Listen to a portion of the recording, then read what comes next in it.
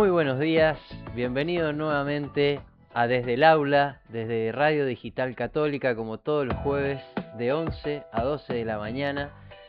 Y hoy vamos a comenzar el programa hablando un poco sobre educación, que es lo que nos trae todos los jueves acá. Pero hoy, a partir de, no de un invitado en este primer momento, sino a partir de lo que está ocurriendo en Argentina. Por lo general, vienen los invitados y son los que hablan, desarrollan. Y en esta primera etapa me gustaría comenzar a hablar sobre lo que está pasando en Argentina, qué es lo que estamos viviendo en educación, los problemas que nos están agobiando. Y para todos aquellos que trabajamos en escuelas, sabemos que estamos en una situación complicada. Y para comenzar, he armado una pequeña editorial, sabiendo que por ahí mucha gente no me conoce, quién soy, qué hago, más allá de trabajar y tener este programa como periodista. También soy docente, soy profesor de geografía, y llevo más de 10 años en el sistema educativo, y este sistema educativo me ha llevado a repensar un poco la educación, ¿sí? y la problemática que tenemos. Por eso lo que tratamos de hacer es darle voces a diferentes personas que nos puedan dar un panorama de lo que está ocurriendo y también diferentes alternativas. En las últimas semanas hablamos sobre, por ejemplo, homeschool. También hemos hablado sobre la educación desde el vínculo, sobre la pedagogía Montessori. Y los programas van a ir pasando y vamos a seguir trayendo personas que nos puedan seguir dando una idea de lo que está ocurriendo y diferentes alternativas para tanto los docentes mejorar nuestras prácticas y también para que las personas que están escuchando, que son padres de familia, tengan una noción y mayor información para poder elegir la mejor educación posible para sus hijos. Y de eso se trata, es decir, partir de nuevas ideas para tratar de mejorar el sistema educativo y lo que está ocurriendo a nivel nacional y provincial en Mendoza con la educación. Para eso, hoy, saliendo un poco de este primer descargo, digamos, porque se me ha estado preguntando mucho si siempre coincido con mis invitados o qué pienso yo de esto. No siempre coincido con ellos, pero creo que es valioso también tener diferentes voces para enriquecer la formación de los niños y jóvenes en nuestro país, que necesita de alguna forma u otra mejorar, ¿sí?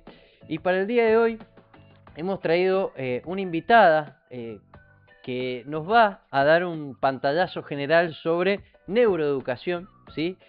Y cómo se está hablando tanto de neuroeducación en la actualidad que la idea del programa de hoy es que por ahí aquellos que no conocen esta nueva tendencia, como así por ahí muchos se sorprendieron cuando hablamos de homeschooling, también trabajar desde otra perspectiva la temática educativa. Y para eso hoy tenemos una invitada especial que ya la tenemos en línea, la voy a presentar antes. Su nombre es Miriam Berjali, ella es licenciada en educación y licenciada en psicopedagogía, con formación de posgrado en neurociencias cognitivas, neuropsicología y neuroeducación. Actualmente ella se desempeña en el área de educación del municipio de Ituzaingó, desarrollando tareas vinculadas con supervisión, formación docente, acompañamiento institucional y fortalecimiento de las trayectorias educativas en el nivel inicial.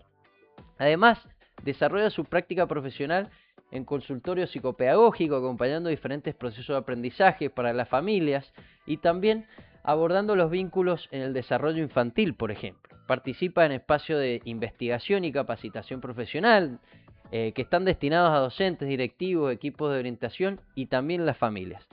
Y a lo largo de su trayectoria ha brindado conferencias, seminarios, capacitaciones en Argentina y otros países sobre neuroeducación, funciones ejecutivas, neurodesarrollo, alfabetización emocional y también acompañamiento integral de las infancias. Su trabajo articula aportes de las neurociencias con una mirada psicopedagógica, pedagógica, institucional y humana de la educación, promoviendo prácticas centradas en el cuidado, la inclusión, el aprendizaje significativo y el acompañamiento integral de niños, niñas y adolescentes.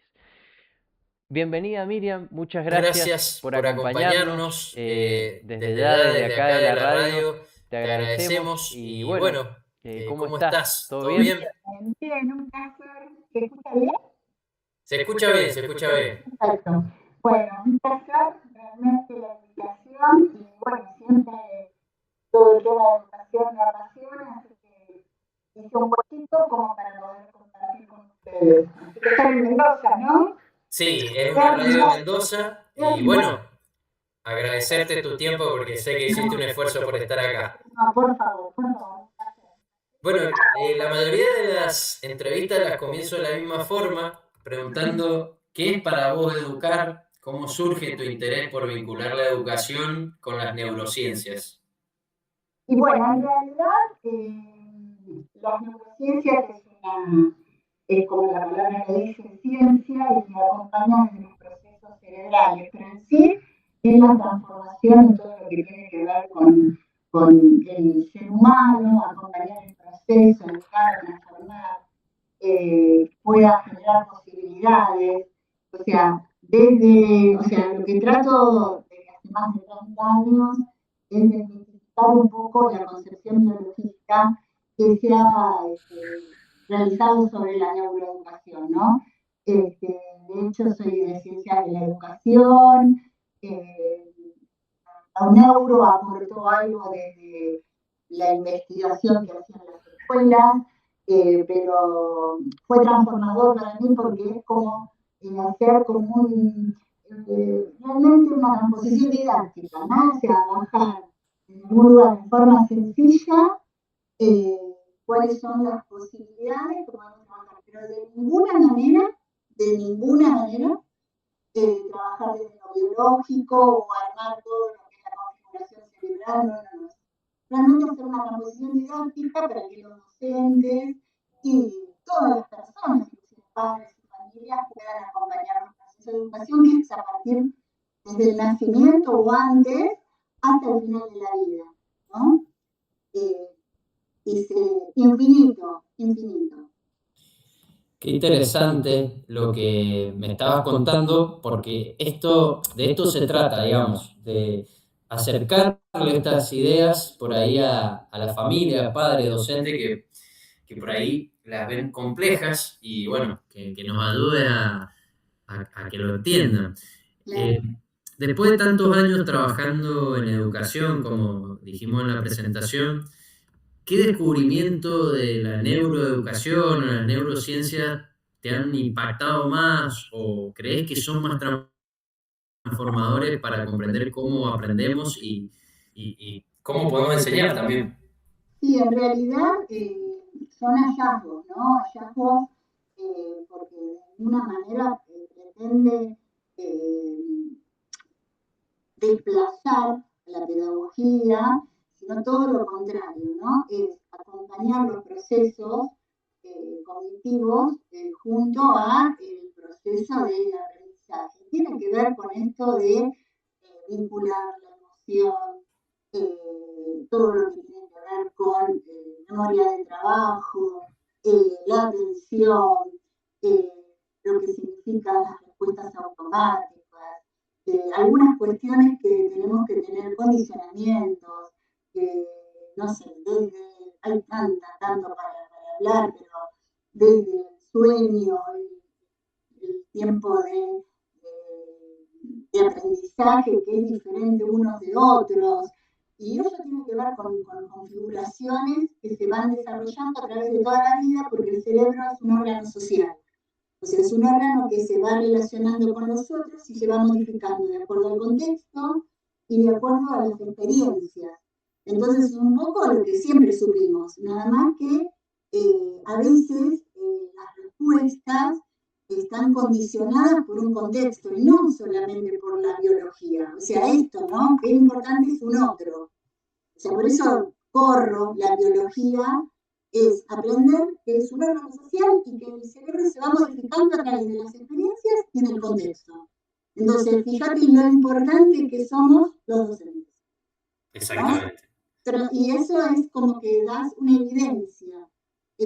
Somos estímulo para otros, somos referentes desde un mensaje, por eso es tan importante lo que vamos haciendo. Y eso va configurando nuestro cerebro es un órgano totalmente social, o sea, responde a un otro. Y bueno, hablar de neuronas espejo, hablar de control inhibitorio, el control inhibitorio es el que frena los impulsos, por eso es tan importante el acompañamiento desde la primera infancia hasta el final de la vida. Porque el cerebro sigue aprendiendo, ¿no? Sigue aprendiendo hasta el final de la vida, por eso es tan importante también esto, no solamente hablar de niños y adolescentes, sino de adultos mayores, porque hoy no tenemos políticas específicas para los adultos mayores que están llegando después de los 90 años a vivir una vida totalmente linda y acompañada de, quizás con motivaciones, hay que tener programas para ellos también. De eso se trata, no solamente cognitivos para que puedan, recuperar un poco la memoria, no, el disfrute es buenísimo para todo lo que es el cerebro, la motivación, la curiosidad, y hace que seamos referentes para otros también. Exactamente. Te hago una consulta en relación a esto, que estamos hablando por ahí de todas las etapas. Sí. ¿Pensás que en estos últimos años, a partir de la tecnología, ha cambiado la forma que aprendemos? Sí, en realidad sí. El proceso de aprendizaje tiene que ver con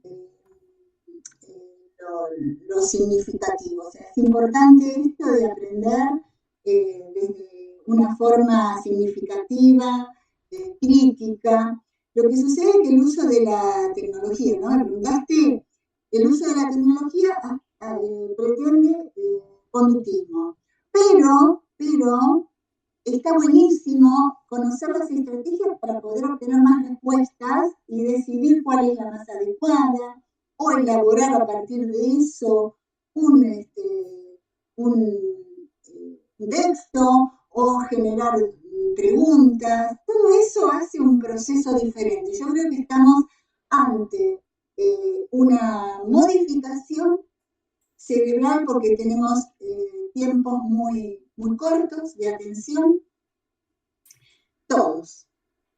Sí, cada vez más personas y menos tiempo de atención. Menos tiempo de atención en concentrarnos en lo que realmente es importante, con múltiples estímulos, que eso hace que se llamaba en algún momento de neuroestímulos parásitos, hablábamos nosotros cuando nos procedíamos a realizar otra tarea. Esto de estar en muchas cosas al mismo tiempo, entonces eso hace que seamos más dispersos, pero hay estrategias interesantísimas. De hecho, mira, como para vincular un poco, ¿no? No sé si lo pusiste en la presentación, pero estuve en la defensoría, como defensora para la bicameral, y propuse un proyecto con relación a el cuidado hacia otros, ¿no? En la legislatura con relación a las pantallas. Esto del estímulo-respuesta, atención bifurcada. Y ahora estoy preparando para mañana una capacitación para una congregación religiosa donde, mirá vos, ¿no? Donde focalizo la neurobiología de alguna manera, llamarlo así, de la fe, para la consolidación en todo lo que tiene que ver con las vocaciones, ¿no? Esto de qué es la fe, está en un proceso cerebral, sí, porque se enseña, se aprende, o sea, todo, por eso es magnífico, se encuentra en el cerebro. Lo que sucede es que las actividades que implica este cerebro hay que reforzarlas, hay que humanizarlas. Entonces, por eso, vuelvo a la pregunta que me hacías, obvio que la tecnología es, de hecho, conductista, pero nos puede generar herramientas fantásticas para pensar mejor. Y también hacer ejercicios y generar cuestiones para poder, de alguna manera,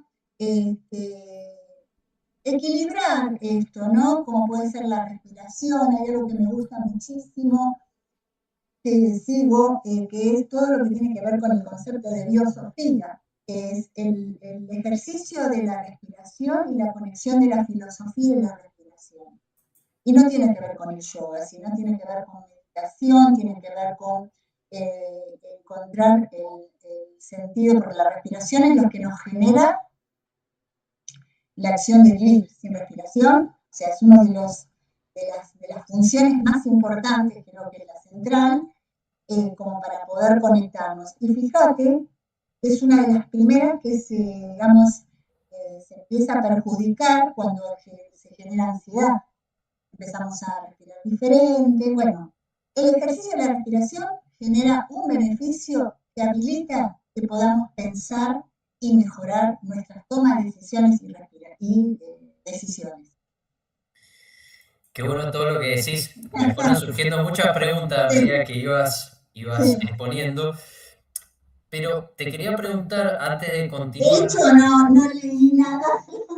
En realidad, o sea, digo, bueno, como surja, responderé. Sí, es que estas charlas se dan así, espontáneamente. Por ahí los invitados van largando algún concepto y bueno, eso queda y me quedó al principio que decías neuronas espejo.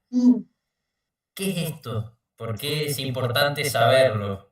Mira, en realidad, yo estoy en contra, si bien lo pregono, es que los docentes, mira lo que voy a decir, sí, o sea, yo de hecho he formado, tengo mis diplomaturas, ahora estoy en un proyecto de un curso de neuroeducación para prevención de riesgos en la niñez y en la adolescencia, pero lo importante es no tener los conceptos biológicos, sino lo que realmente sucede con eso. O sea, ¿por qué? Porque si no son como muletillas, ¿no? Entonces hablamos de neurona espejo y no somos ni médicos, no. En realidad lo que es importante es que la neurona espejo es justamente una estructura que se encuentra en el cerebro y que responde a justamente la función, tiene que ver con la empatía,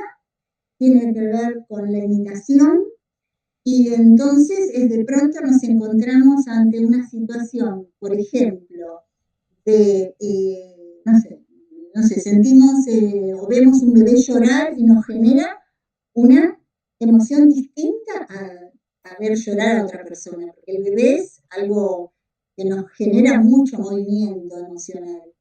O, no sé, vemos una película y nos genera un dolor, ese dolor que se proporciona, tiene que ver con una modificación de nuestra neurona espejo.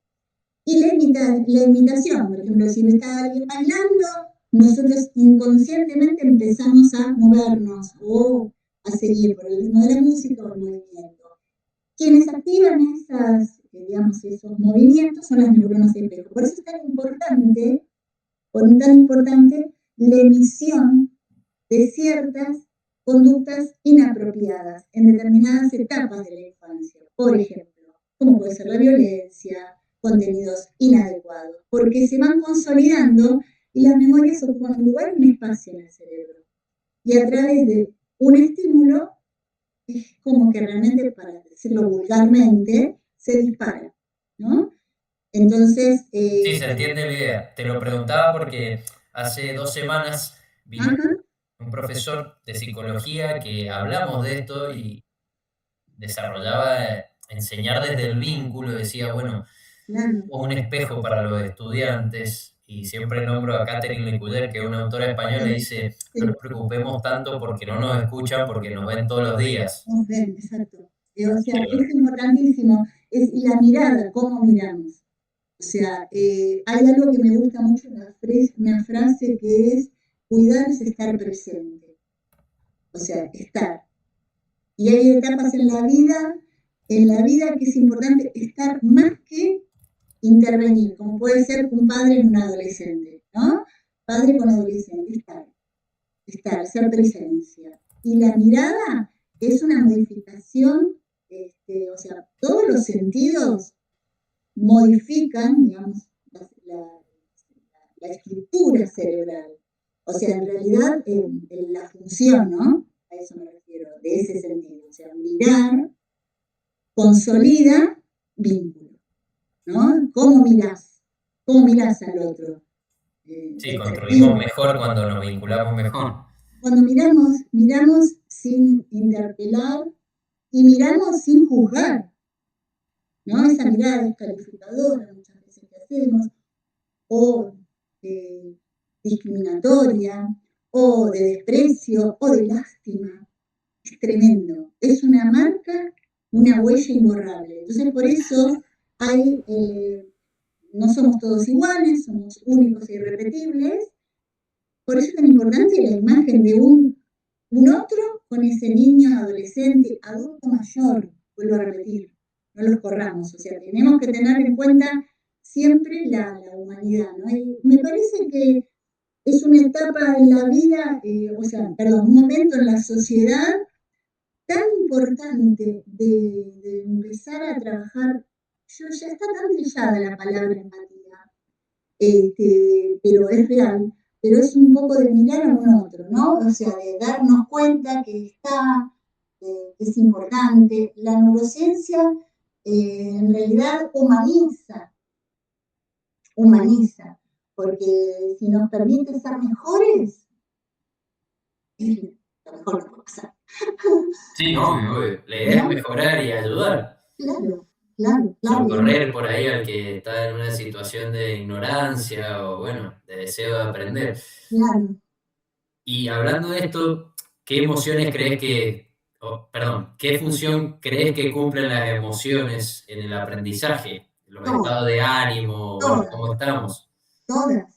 Todas, o sea, desde algún lugar, todas, o sea, un cerebro que está, o un ser humano, un niño, un adolescente, un adulto, que está atravesado por estrés, por situaciones de angustia, por hambre, o por situaciones, sí, porque en realidad esa situación de vulnerabilidad, de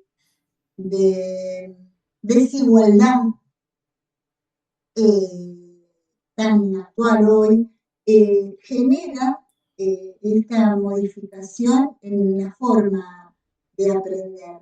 Entonces es importantísimo saber que todas las cuestiones que tienen que ver con en eje, ¿no? Hoy tenemos una realidad muy complicada con relación a la salud mental.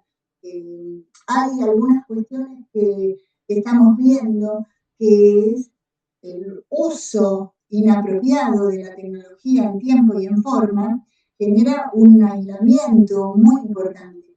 Y ese aislamiento hace que, por ejemplo, no se conecten las neuronas espejas de un otro, esto de estar con un celular, ¿no? Donde se interrumpe la comunicación que tendría que existir con un otro, la mirada. La mirada.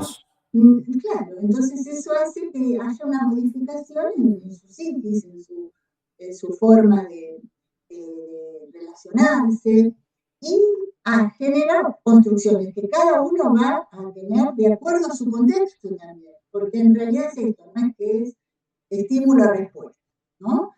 Me pasa esto, va a suceder esto. O sea, la neurociencia me habilita saber, por ejemplo, distintas cuestiones con relación a la memoria de trabajo, la memoria declarativa, es un poquito de material teórico, como para poder habilitar quizás estrategias de enseñanza adecuadas para algunos contextos, ¿no? Por eso. No sé si fui clara. Sí, fuiste muy clara. La verdad que ahora se está hablando mucho de este tema y no se le da, creo, la relevancia, sobre todo quizás de la familia, a los estados de ánimo, cómo va un chico a la escuela y cómo eso puede repercutir en su rendimiento. Es decir, si está, no sé, pasando el divorcio de sus padres o una situación de salud de algún familiar, el rendimiento decae. No pensé solamente en cuestiones tan quizás son reales, pero el día a día, ¿no? El estrés continuo de familia, la falta de organización, ¿no? O sea, de pronto esto de esa desestabilización en lo que significa algunas cuestiones básicas que hay que tener de un orden para poder organizar esas psiquis, ¿no? O sea, de pronto, y también esto, ¿no? De no hacer por ellos lo que realmente tendrían que hacer, ¿no? O sea, darles la oportunidad de que puedan avanzar, de sentirse comprendidos y a su vez también alentados, pero que ellos lo pueden hacer. Hay una cuestión de mucha de hoy, realmente de las familias, que tratan de sostener procesos que tienen que ser propios de ese niño o adolescente. O sea, de adulto, ¿no? También, entonces dejarlo que lo pueda hacer, que tenga esta cuestión de decisión, de toma de decisiones, de libertad, aprender a que sea de alguna manera que tome la decisión de poder elegir, ¿no? Sí, darle más autonomía. Autonomía, exacto. Y no hacer por ellos lo que tendrían que hacer ellos. ¿Mm? Qué interesante, Miriam. Bueno, hemos llegado a la primera media hora del programa. Vamos a hacer un pequeño corte. Listo. Luego del corte, me gustaría que me respondas a la siguiente pregunta. Hacer ahora para que lo vayas pensando. Si nos podrías dar 3 consejos o prácticas para un docente que quiere empezar a aplicar estas cuestiones de neuroeducación en su aula para mejorar sus prácticas. Así que bueno, después del corte lo seguimos charlando por acá, por Desde el Aula, desde la Radio Digital Católica con Lucas Lausieri. Bueno, muchas gracias. Nos vemos.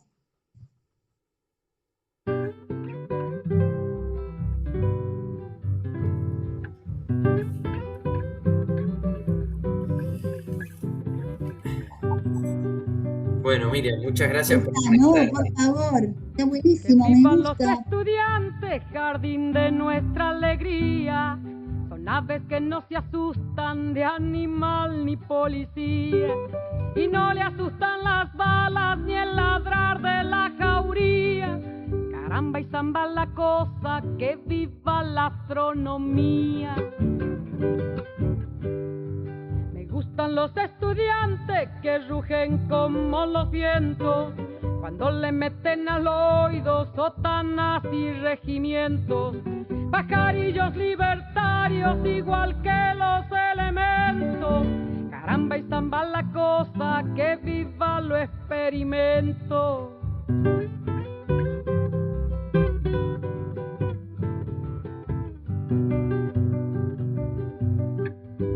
Me gustan los estudiantes porque levantan el pecho cuando le dicen harina, sabiéndose que está frecho, y no hacen el sordo mudo cuando se presente el hecho.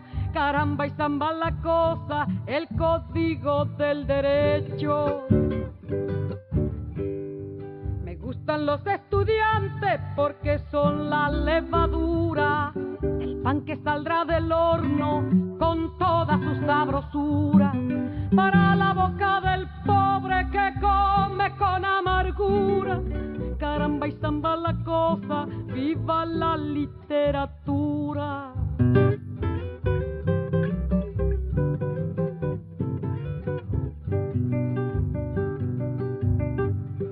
Me gustan los estudiantes que marchan sobre la ruina con las banderas en alto a toda la estudiantina. Son químicos y doctores, cirujanos y dentistas. Caramba y zamba la cosa, vivan los especialistas. Me gustan los estudiantes que con muy clara elocuencia a la bolsa negra sacra le bajo las indulgencias, porque hasta cuando nos dura, señores, la penitencia.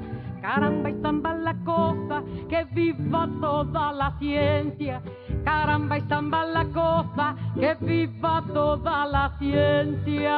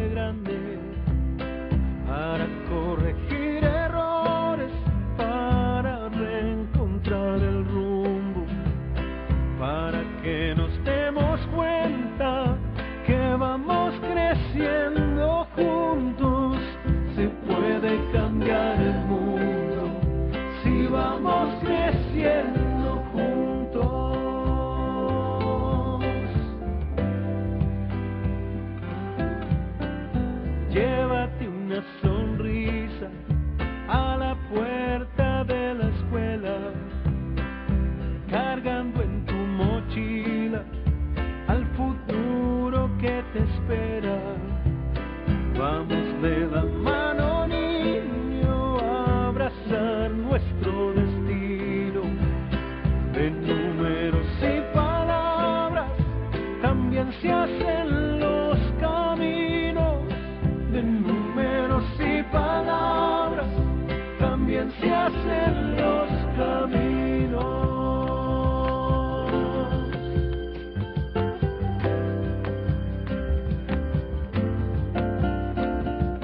Vamos niños a la escuela, que ya empieza un nuevo día. Tienes el derecho de crecer y de estudiar. Vamos niños adelante, caminando hacia la vida. Tienes el derecho de aprender y de soñar.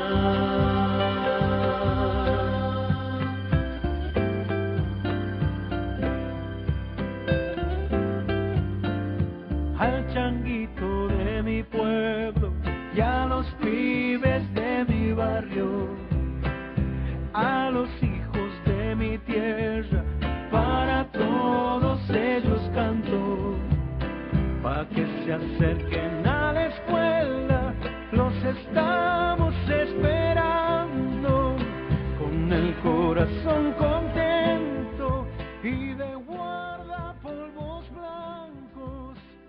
Acá estamos después del corte, seguimos hablando con Miriam sobre neuroeducación por Radio Digital Católica en el programa Desde el Aula. Y habíamos quedado en que Miriam iba a pensar algunas prácticas o consejos sencillos para los docentes para que puedan implementar en su día a día, en su trabajo, algunas cuestiones que mejoren la enseñanza desde esta teoría de la neuroeducación.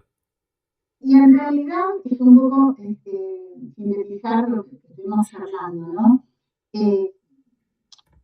El prefijo neuro genera cierta aversión.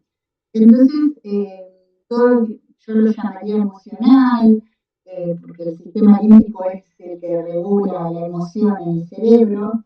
Y consejos no, a mis colegas. Sugerencias, porque el aula, yo siempre digo, es la sociedad sentada, ¿no? O sea, el aula es un disparador de emociones para uno mismo, también porque en realidad hay que cuidar a este docente, ¿no? De hecho, hay unos trabajos míos sobre el beneficio cerebral docente, porque vos imaginate que si yo digo que si a un niño el impacto de un otro hace modificación cerebral, imagínate 30, 40 sobre uno como docente. La desregulación emocional que tiene ese docente cuando sale del aula necesita silencio, estar en contacto con la naturaleza o hacer algo y no lo puede hacer porque tiene que salir a otro trabajo, ¿no? Entonces, ese impacto también para ellos es fuerte. Entonces, quizás algunas estrategias piolas me parece que sería esto de innovar, que creo que todos lo hacen, pero quizás no lo sepan desde este lugar, que la curiosidad es un motor para el aprendizaje. La curiosidad, la motivación, la emoción, el movimiento, ¿no? El moverse, no estar tan estáticos, de pronto decir, bueno, dentro de las posibilidades lo he hecho con adultos, que sorprendía en la universidad. Bueno, ahora salimos. ¿Qué? Sí, salimos, vayamos a ver los chicos. Vamos a dar una vuelta, vamos a caminar. Vamos a ver los chicos de educación física que están dando, sí, bueno, una vuelta, hablamos, volvemos, que el tiempo de atención es muy lábilo y muy corto, entonces no podemos pretender esto de no respuestas condicionadas a un texto, sino pensamiento crítico, ¿no? ¿Qué opinan sobre esto, no? O sea, que en realidad lo hacemos todos, pero nada más que sabiendo que lo que se consolida a través de la emoción no se olvida. Entonces, muchas veces una palmada, la mirada, genera esa modificación de que me gusta esa materia, pero no por la materia, sino por el profe. Claro, sí, ese vínculo, esa confianza. De vuelta. Entonces, es esto, ¿no? De generar. Y también esto de consolidar el aprendizaje con ciertas cuestiones que a veces uno le tiene un poco de miedo, que es la repetición. La repetición, la conciencia fonológica es importante, esto de hablar de autores y repetir, que quizás puedan memorizar. El cerebro necesita memorizar, eso es importante, como para consolidar memorias, buscar estrategias, armar algún proyecto que pueda generar, por un lado, pensamiento crítico, memorización, construcción, significatividad, curiosidad, movimiento, y es estas clases dinámicas que es este profe piola, ¿no? Este profe sabe, o también esto, ¿no? De preguntar, de preguntarles, ¿no? De que tengan, realmente a veces se desprecia un poquito esto, muchas veces en la adolescencia, pero sí, ellos tienen algo que es importantísimo, la concepción de la moral, según Goldberg. Ellos tienen una moralidad altísima, los adolescentes, por ejemplo, y que hay que aprovecharlo. Sí, no te quería cortar, pero No, me quedé con dos cuestiones que por ahí me gustaría consultarte, que es esta idea del movimiento. ¿Sí? Yo trabajaba en una escuela que era una escuela Montessori. Siempre la directora nos transmitía esta idea de por ahí, cuando los chicos, después de mucho tiempo de atención o que están bajo energía, hacerlo mover, hacerle algunos ejercicios de coordinación, ¿sí? Con las manos, con el cuerpo, para generar una motivación extra, digamos. Claro, no, y también esto de habilitar, porque el cuerpo, o sea, de hecho necesitamos movernos, o sea, un niño sentado 1 hora es un montón. Yo siempre digo que hay que trasladar la universidad al jardín de infantes, la secundaria al jardín de infantes. Vos fíjate que lo que se consolida en el jardín de infantes como aprendizaje, como se enseña en el jardín de infantes, se tendría que trasladar a los distintos niveles. ¿Es difícil? Sí, no digo que no. Se necesitan programas, proyectos, adecuación, formación, sí. Vos me preguntás, y en realidad es donde se construye significativamente. Pero se necesita además la consolidación desde la memoria, no de memoria, desde la memoria. Sí, que la memoria nos ayude. No, es una morfología cerebral. Y si no la utilizás, está en el cerebro, por eso es desde lo neurobiológico, se deprime. Entonces, en realidad por eso se utilizan estrategias cognitivas en los adultos con ciertas cuestiones que tienen que ver con rompecabezas, no sé, cognitivas específicas para poder mejorar los procesos. Pero si nosotros trabajamos desde la niñez de esa manera, es fantástico. O sea, todo lo que tiene que ver con motivaciones, no sé, vos que estás en geografía, ¿no? Aprovechar los viajes, ¿no? O sea, de pronto, ¿por qué no generar esta cuestión de proyecto? ¿Dónde me gustaría? ¿Cómo lo viviría? ¿Cómo proyectaría un viaje a este lugar? ¿Y cuáles serían los lugares que visitaría? Hoy, aprovechando la tecnología, es maravilloso. Los viajes, por ejemplo, es algo fantástico como para aprovechar como estrategia para aprender. Bueno, trasladarlo, no sé, desde la literatura, el lenguaje.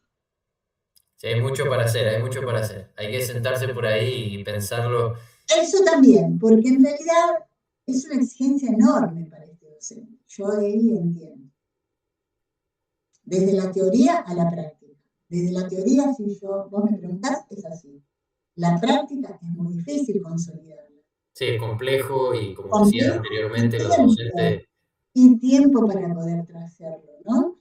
Entonces, vamos a un poco de cuestión de política.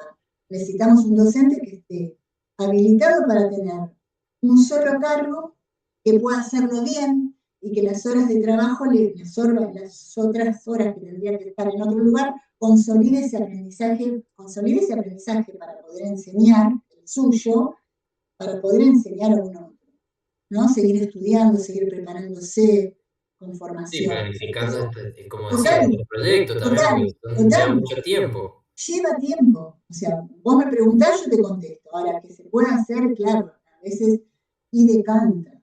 O sea, empezás a repetir cosas porque si no llego, lógico. Sí, sí.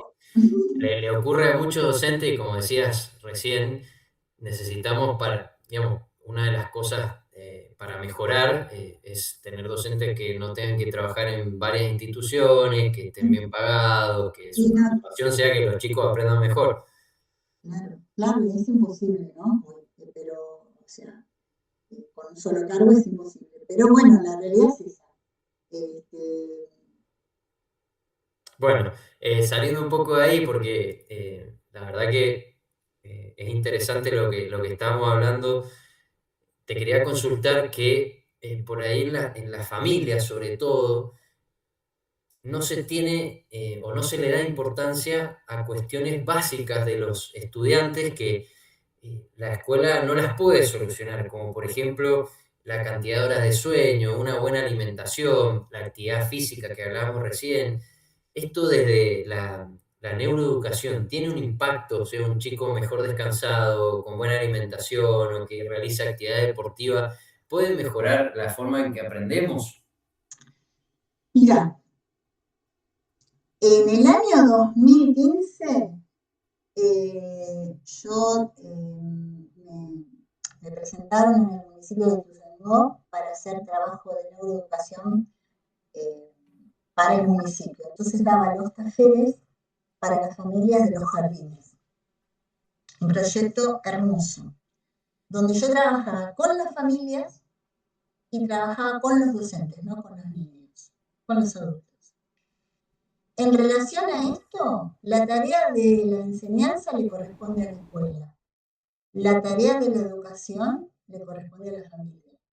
Entonces, si vos en realidad trabajamos la formación de ese niño con cuestiones básicas, como por ejemplo, lo que hablábamos, el sueño, la crianza, los tiempos, más allá de la alimentación, que eso depende de la situación económica de cada familia, saber que es importante los tiempos, ¿no? Y esto de los límites, el ejercicio, el ejercicio físico, que es tan importante, y también esto de el uso de las pantallas, ¿no? Porque de pronto vos, esto es un niño de 2 años ya tiene pantallas, o sea, no pueden tener pantallas hasta 6 años mínimo, porque es perjudicial totalmente para ese cerebro de ese niño. Entonces, digo, eh, hay cuestiones básicas que parece que hoy eh, me cantan, pero hay que contarlas, y yo he mostrado las imágenes cerebrales, y esto de qué pasa cuando les grito, o les digo cosas que no corresponden, palabras que no corresponden, cómo se modifica la imagen. Y eso es lo que se traslada después a la escuela, porque vos no tenés que estar, vos tenés que acompañar el proceso de educación, pero desde la educación primero en la familia, con las bases. Y luego que la educación de la escuela le corresponde a ellos, ¿no? A los docentes sobre los contenidos específicos. Pero la importancia de la responsabilidad se enseña desde el inicio, desde que está en el útero. Sí, ¿No? sí, la familia como con un rol muy importante en la primera Más importante, socialización. más importante, más importante. Y esto tiene que ver con la emoción, con el cuidado, con la mirada, con la descalificación, con la palabra, que quizás vos les contás como presentás, y realmente ningún papá que esté en situación de amorosidad va a querer hacerle mal a su hijo. Muchas veces no lo sabe, No, no lo hace con esa intención. o está sobrepasado con situaciones. Entonces, esto es muy lindo, se han revertido un montón de cuestiones, y es un proyecto hermoso, hermoso. Pero tiene que ver con esto, ¿no? Con inculcar algunas cuestiones básicas de crianza, de retomar, pero más con la importancia, y hoy con digamos, con cambios sociales que hay muy fuertes, ¿no? Entonces, esto es importante tenerlo en cuenta. Sí, tal cual, tal cual. el rol de la familia es elemental para que las cosas vayan bien, digamos. Muchas Sí, veces, que ese niño pueda tener libertades, pueda tener autonomía, pueda elegir, pueda decidir, pueda saber qué le conviene. La toma de decisiones se ejecuta en la zona prefrontal, es la que se desarrolla hasta el final de la adolescencia. Y al final de la adolescencia estamos hablando 26 años. se ha Entonces, extendido un poco. se extendió. Y esa zona prefrontal está acá en la frente y se consolida con las imágenes, se consolida con lo que ves de otros. Entonces vos fijate que sos como papá, como mamá, como tutor, lo que sea, abuela, abuelo, sos estímulo. Sí, de forma constante, por la cantidad de horas que Constante, pasan. Por eso constante. también hoy en día se habla un poco de qué modelos tienen los chicos que pasan 4, 5, 9, 8 horas con pantalla, los adolescentes, y por ahí viendo otros modelos que salen de su familia o de la escuela. Y en realidad es algo que hay que trabajar mucho. Yo creo en la comunicación, creo en el vínculo, creo en que se puede. Siempre va a existir, digamos, como figuras que obstruyen, ¿no? Que opacan o consolidan de manera errónea, ¿no? Revisar un poco esto de la individualidad, revisar un poco esto de la imagen, ¿no? Que es tan fuerte hoy para los jóvenes, ¿no? Todo lo que es estética y modelos. Entonces, yo creo que se puede porque el amor para mí todo lo salva. Si hay amor, sí, dedicación, se puede lograr. Sí, yo creo en eso, yo creo en eso. Qué interesante. Bueno, y hablando un poco de esto del amor y esta cuestión, ¿qué pensás del vínculo entre los docentes y los estudiantes en el proceso de aprendizaje? Porque bueno, hoy en día creo que Bueno, por eso decía hace un rato, no deja de ser un trabajo. Entonces, o sea, de hecho, o sea, yo ahora no estoy en secundaria, lo he transitado. Hoy interpretar, entender los adolescentes, no es que es complejo, es distinto. Entonces, también ese proceso de interpelación necesita de una construcción de un adulto, ¿no? Entonces, para eso necesitas un tiempo de preparación, de ver qué ven, qué es cuáles son los latiguillos que tienen, ¿no? De acuerdo a la sociedad, de acuerdo a los contextos, qué es lo que desean, cuál es el vínculo. Y yo creo que quien elige la docencia ama estar en eso. Es muy raro que continúes en la docencia y no quieras hacerlo. Lo que sucede es que vuelvo a repetir. Para mí, la construcción de un trabajo sólido tiene que ver con tiempo, con ganas de poder hacerlo, y para eso necesitas un resarcimiento económico. Que caigo en eso, lamentablemente, porque es un trabajo. sí, es un trabajo. Si no hay que olvidarse de eso, que hay vocación, obviamente, Sí, pero bueno, pero de algo tenemos que vivir. trabajamos, claro. Sí, Entonces, sí, tal cual. entonces ese docente también hay que cuidarlo. De hecho, vuelvo a repetir que hay cosas que puede hacer el docente que mientras tanto se recupera toda la situación que tiene que ver con la respiración, esto de la forma de controlar esa respiración, hay ejercicios, hay cuestiones que yo propongo, cuestiones de cuidado hacia uno mismo, y eso es protegerse y proteger a un otro también. Vuelvo a repetirte, estás involucrado en un proceso de interacción constante donde 30 personas, 40, más allá de las responsabilidades que tenés burocráticas, ¿no? Que son un montón. Y eso también es un desgaste. Sí, un desgaste Entonces, grande para los docentes. Claro, no, o sea, un docente tiene que interpretar a ese estudiante, pero también hay una sociedad que tiene que saber interpretar a ese docente y cuidarlo. Y cuidarlo, exactamente. Y hablando de la sociedad un poco y lo que está ocurriendo, ¿qué opinás sobre la inteligencia artificial? ¿Qué pensás que va a ocurrir en la forma en la cual nosotros aprendemos? ¿Qué pasará en la escuela? ¿Tenés alguna visión sobre esto? No, y en realidad es un poquito lo que yo decía hace un rato, no sabemos qué puede pasar, pero lo que es humano nunca se va a poder reemplazar, nunca. Por eso esto del vínculo es imposible. Sí va a tener estrategias y herramientas que tenemos que apurarnos a interpretar y entender y cuidar un poco esto, ¿no? Pero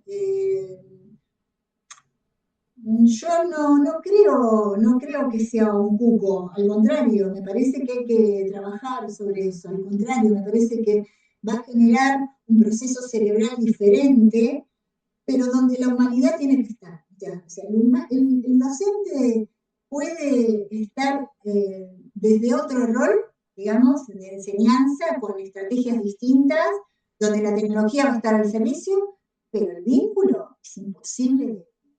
Sí, de sacarlo del medio. No, exacto. Sí, va a estar presente. Va a estar presente. Es una de las cuestiones que para mí, si bien vos podés trabajar y prepararte, no sé, si vos haces algún curso y todo online, sí, está bueno, pero vos siempre necesitas ese otro para que realmente puedas sostener algunas cuestiones. Siempre, más en las primeras infancias, en la adolescencia. Sí, tal cual. Bueno, ya estamos llegando al final y siempre les pregunto a los invitados si están trabajando en algún proyecto nuevo, las perspectivas que tienen hacia el futuro, sobre su temática y también sobre su desarrollo profesional. Y en realidad es un poquito lo que te mencioné, estoy con proyectos de cursos, de preparación para docentes. Me interesa mucho todo lo que tiene que ver con la política educativa, me encanta. De hecho, por eso me presenté en el concurso de defensores de niños y adolescentes, que me fue bien, pero en realidad apunto a cuestiones de mejora, ¿no? De mejora en la sociedad, y como sea. Esto era una oportunidad para mí, porque en realidad siempre la tarea de la docencia es poder trasladar lo que uno aprendió de mis maestros y poder que sea semilla, ¿no? Que sea un implante para otro y diga, mira qué bueno que está esto no me interesó, la verdad que no me gusta, no coincido, bien, no importa, algo siempre... Sí, algo nos llevamos. Del humano siempre. Entonces, como proyecto, sí, todo lo que tenga que ver con en realidad, nosotros somos políticos, los docentes estamos en la política educativa siempre, haciendo cambios en así que eso, seguir en la formación, seguir en la construcción, en capacitaciones, en políticas. Bueno, y para finalizar, cortito, porque ya nos quedan 2 minutos y estamos terminando, una recomendación, sugerencia para el que está escuchando, que no es docente, para la familia, cómo podemos mejorar espacios de aprendizaje de los estudiantes. Ya nombraste por ahí la mejor vinculación, esta idea de mirarnos más, de acercarnos al otro. ¿Algo más que nos quieras dejar en este último minutito? No, y en este último minutito es eso, ¿no? Escucharnos, y el aprendizaje es toda la vida, no solamente de estudiantes, aprendemos de la vida. O sea, el aprendizaje formal es como para poder desarrollarnos mejor en una actividad futura, pero lo que aprendemos en la vida también lo hace el cerebro de alguna forma. Entonces, por eso es tan importante el otro, la modificación a través de la mirada, la palabra, estar. Cuidarse, estar presente. Bueno, muchísimas gracias, Miriam. Un placer tenerte acá. Gracias por tu tiempo. Y hemos llegado al final de otro programa. Perdón, no te escuché. Un placer. Bueno. Muchas gracias. Hemos llegado al final de otro programa acá desde el aula por Radio Digital Católica. donde pensamos, hablamos y vivimos la educación con aquellos que están todos los días en el aula y la viven y la transforman. Hasta el próximo jueves, muchas gracias, Muchas Carla gracias. Usieri. Hasta la También, próxima. gracias.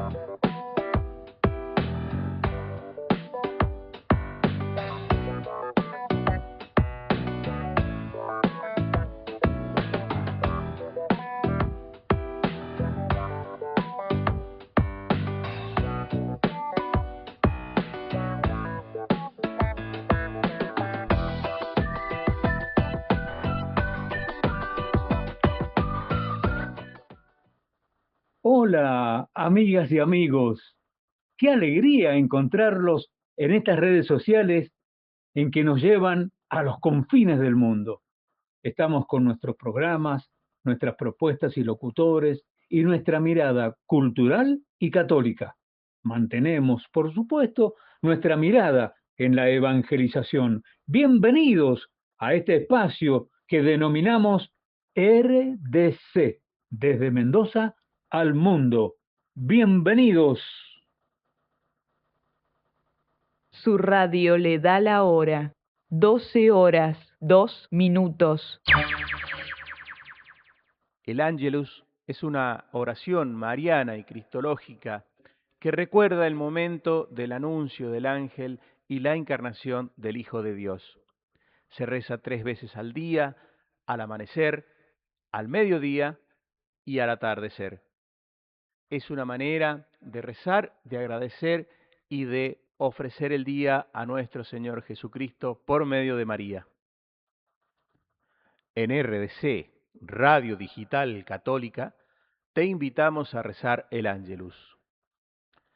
En el nombre del Padre, del Hijo, del Espíritu Santo. Amén. El ángel del Señor anunció a María. Y concibió por obra y gracia del Espíritu Santo. Dios te salve María, llena eres de gracia, el Señor es contigo. Bendita tú eres entre todas las mujeres, y bendito es el fruto de tu vientre, Jesús. Santa María, Madre de Dios, ruega por nosotros pecadores, ahora y en la hora de nuestra muerte. Amén. He aquí la esclava del Señor. Hágase en mí según tu palabra. Dios te salve María, llena eres de gracia, el Señor es contigo. Bendita tú eres entre todas las mujeres, y bendito es el fruto de tu vientre, Jesús. Santa María, Madre de Dios, ruega por nosotros pecadores, ahora y en la hora de nuestra muerte. Amén. Y el Verbo se hizo carne, Y habitó entre nosotros. Dios te salve María, llena eres de gracia, el Señor es contigo. Bendita tú eres entre todas las mujeres, y bendito es el fruto de tu vientre, Jesús. Santa María, Madre de Dios, ruega por nosotros pecadores, ahora y en la hora de nuestra muerte. Amén. Ruega por nosotros, Santa Madre de Dios, para que seamos dignos de alcanzar las promesas de nuestro Señor Jesucristo. Amén. Te suplicamos, Señor, que derrames tu gracia en nuestras almas, para que los que hemos conocido por el anuncio del ángel la encarnación de tu Hijo Jesucristo, lleguemos por su pasión y su cruz a la gloria de la resurrección. Por Jesucristo nuestro Señor. Amén. Gloria al Padre, y al Hijo, y al Espíritu Santo. Como era en el principio, ahora y siempre, por los siglos de los siglos. Amén.